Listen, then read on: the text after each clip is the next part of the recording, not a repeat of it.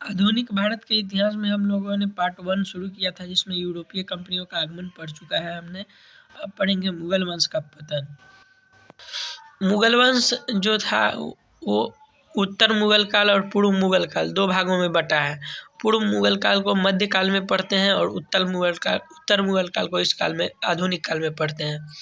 पूर्व मुगल काल यानी 1526 ईस्वी से 1707 अर्थात औरंगजेब की मृत्यु तक के समय को कहते हैं, और उत्तर मुगल काल 1707 अर्थात औरंगजेब के मृत्यु के बाद के काल को कहते हैं, 1857 तक के काल को। पूर्व मुगल काल में शासक मजबूत थे, केंद्रीकृत शासन था, शासकों का शासन काल लंबा होता था, साम्राज्य विस्तार होता था या बड़ा होता था।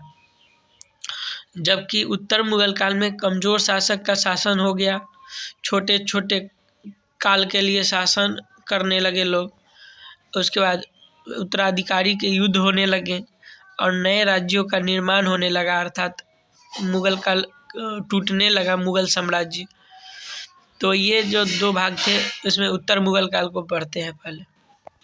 वो मुगलों का पतन जो है क्या था, तो मुगलों का पतन ये काल इसी के कारण मुगलों का पतन हुआ, अर्थात कमजोर शासन, छोटे छोटे काल के लिए शासक, उत्तराधिकारी के युद्ध, नए राज्यों का निर्माण, अर्थात कमजोर केंद्रीकरण हो गया था शासन का। मुगलों के पतन का कारण औरंगजेब की कट्टरतापूर्ण नीति, वो कट्टर ज़्यादा था, अयोग्य अधिकारी, आर्थिक कारण, सैनिक व्यवस्था का कमजोर होना, दरबारियों में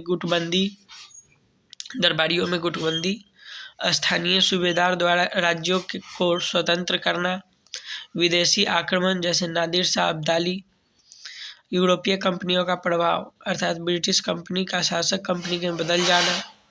उत्तर मुगल काल या उत्तरकालीन मुगल काल में कुछ महत्वपूर्ण शासक हैं जिनको याद करना जरूरी है, जिसमें बहादुर शाह, साहेब बेखबर के नाम से जाना जाता है, उसके बाद जहांदार शाह, उसके बाद फर्रुख सियर।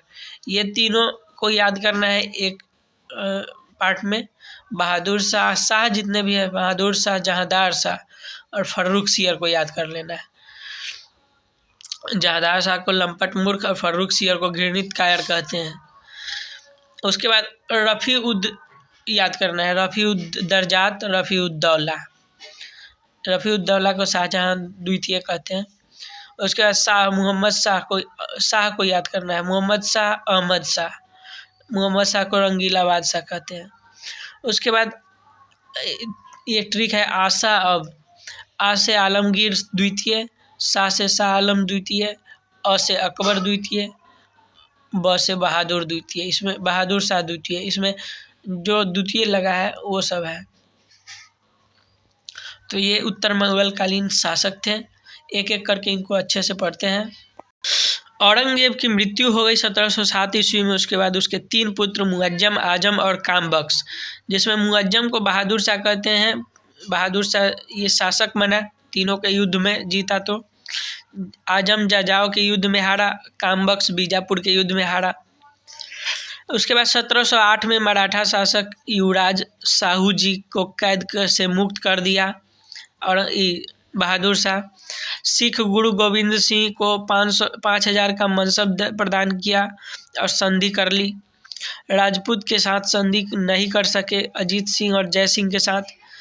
बंदा बहादुर 1708 ईस्वी में सिख राज्य बनाने चल दिया, जो 1710 ईस्वी में इसे गुरु नानक और गुरु गोविंद सिंह के नाम के सिक्के चलवाए बंदा बहादुर ने। 1710 से 1711 में बहादुर शाह और बंदा बहादुर के बीच संघर्ष हुआ। खफी खां ने बहादुर शाह को साहेब बेखबर की उपाधि दी है। 1712 में बहादुर शाह की मृत्यु हो गई और सिडनी ओवन नामक इतिहासकार ने कहा है कि बहादुर शाह मुगलों का अंतिम शासक है जिसके बारे में कुछ अच्छा कहा जा सकता है। तो ये पहला बहादुर शाह खत्म हुआ। उसके बाद आता है जहांदार शाह। जहांदार शाह जो है लंपट मूर्ख के नाम से जाना जाता है। उत्तराधिकारी के संघर्ष में जीतने के बाद बहादुर शाह का पुत्र शासक बना जहांदार शाह। ईरानी सरदार जुल्फिकार खां की सहायता से ये शासक बना था। राजपूत राजा अजीत सिंह एवं जय सिंह इसके साथ संधि कर ली और वह प्रथम मुगल शासक बना जिसकी हत्या गद्दी पर रहते हुए कर दी गई। सैयद बंधु जो कि भारतीय मुसलमान थे, उन्होंने जहांदार शाह की हत्या करके फर्रुख सियर को राजा बनाया। इसके बाद आता है फर्रुख सियर। फर्रुख सियर 1713 से 19 तक सैयद बंधु की सहायता से राजा बना। अब्दुल खां को वजीर, हुसैन अली खां को मीर बख्शी। अब्दुल खां जो था सैयद बंधु था, जिसमें अब्दुल खां उसका पहला आदमी था जो वजीर बना, जबकि अली खान जो दूसरा आदमी था उसको मीर बख्शी या सेना प्रमुख बनाया गया। फिर चिंकलीज खां जो निजामुल मुल्क कहलाता है, उसको दक्षिण का सूबेदार बनाकर भेजा। 1716 में बंदा बहादुर के साथ युद्ध किया, जिसमें बंदा बहादुर की हत्या कर दी फर्रुख सियर। 1717 में फर्रुख सियर द्वारा शाही फरमान जारी किया गया, जिसमें बंगाल का राजस्व वसूली का अधिकार, 3000 वार्षिक के बदले बंगाल में मुक्त व्यापार का अधिकार, 10,000 वार्षिक के बदले सूरत में मुक्त व्यापार का अधिकार, बम्बई में सिक्के ढालने या चलाने की अनुमति, ये अंग्रेजों को दिया गया। ये अधिकार अंग्रेजों के लिए मैग्ना कार्टा कहा जाता है, क्योंकि यहीं से उनके प्रशासनिक मजबूती होने के सबूत मिलते हैं। फर्रुख सियर 1719 में फर्रुख सियर की हत्या सैयद बंधुओं ने ही करवा दी, क्योंकि जब उसे लगा कि ये कारगर नहीं है, मतलब अब वफादारी नहीं निभा रहा है, तो उन्होंने हत्या करवा दी। इसके बाद फर्रुख सियर के बाद रफ़ी उद्दरजात जो थे वो शासक बना 3 माह के लिए। इस सबसे कम उम्र तक बादशाह बनने वाले मुग़ल यही थे, रफ़ी उद्दरजात। उसके बाद रफ़ी उद्दौला बना 4 माह के लिए, जिसको शाहजहां द्वितीय भी कहा जाता है। सैयद बंधुओं ने 4 मुग़ल शासकों को बनवाया था बादशाह, जिसमें इसे किंग मेकर की उपाधि दी और बादशाह बनाने वाला कहा गया। कौन 4 लोगों को तो इसने बनवाया था? फर्रुख सियर को, रफ़ी उद्दरजात, रफ़ी उद्दौला को और मोहम्मद शाह, रंगीला बादशाह, इसको बनवाया था। रफ़ी उद्दरजात के बाद मोहम्मद शाह आता है। मोहम्मद शाह रंगीला बादशाह के नाम से जाना जाता है। सैयद बंधुओं की हत्या करवा दी और चिंकलीज खां की सहायता से मोहम्मद शाह ने चिंकलीज खां की सहायता से सैयद बंधुओं की हत्या करवा दी। चिंकलीज खां तिरानी गुट का सरदार था, जो कि वजीर बन गया बाद में मोहम्मद शाह के काल में। बाजीराव प्रथम ने इसके समय में दिल्ली पर अभियान किया। 1720 में इसने जजिया कर को प्रतिबंधित कर दिया, मतलब हटा दिया। मोहम्मद शाह एक कमज़ोर शासक था, जिसके समय में मुग़ल साम्राज्य का विखंडन प्रारंभ हुआ, अर्थात इसी समय बंगाल, अवध, सिख, जाट आदि राज्य मुग़लों से स्वतंत्र हुए। 1739 में फिर मोहम्मद शाह के समय में नादिर शाह का आक्रमण हुआ था, जिसने तख्ते ताऊस और कोहिनूर हीरा ले गया। दिल्ली से अहमद शाह अब्दाली का पहला आक्रमण मोहम्मद शाह के ही समय हुआ था।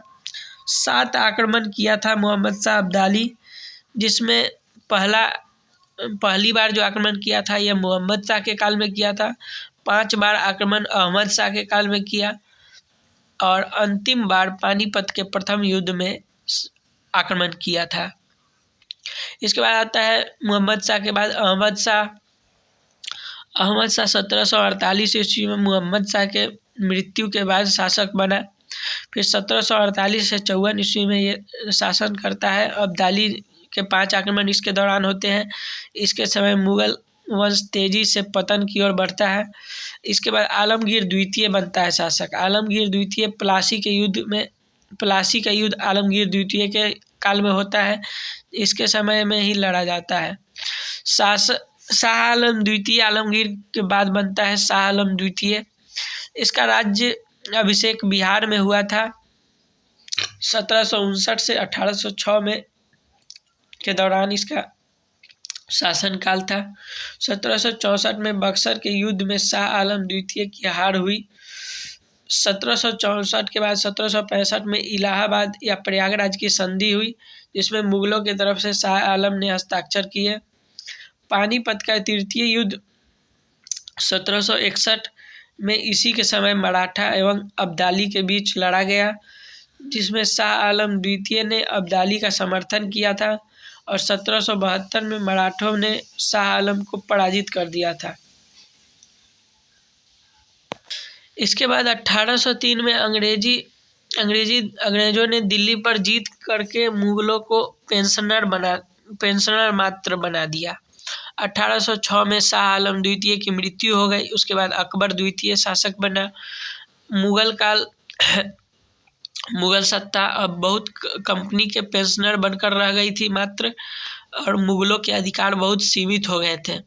राजा राम मोहन राय राजा की उपाधि देकर 1830 ईस्वी में अकबर द्वितीय ने उन्हें लंदन यानी ब्रिटेन भेजा, लेकिन अपने पेंशन के संबंध में बात करने के लिए। लेकिन समुद्र पार करने ब्रिटेन जाने वाले पहले भारतीय राजा राम मोहन राय थे। जो राजा राम मोहन राय की मृत्यु वहीं पे हो गई 1834 ईस्वी में ब्रिस्टल में। फिर आता है बहादुर शाह द्वितीय। 1837 से 1857 ईस्वी में बहादुर शाह द्वितीय शासक करता है, अर्थात ये 1857 की क्रांति आंखों से देखता है। ये अपना नाम जफर रखता है और कविता लिखना शुरू करता है। मिर्जा गालिब दिल्ली में रहते थे, जो बहादुर शाह के गुरु थे। उसके बाद डलहौजी आया। इसी के काल में बहादुर शाह जफर को रंगून भेज दिया गया। 1862 ईस्वी में इसकी मृत्यु हो गई। तो ये था पूरे उत्तर मुगल कालीन शासकों का क्रम,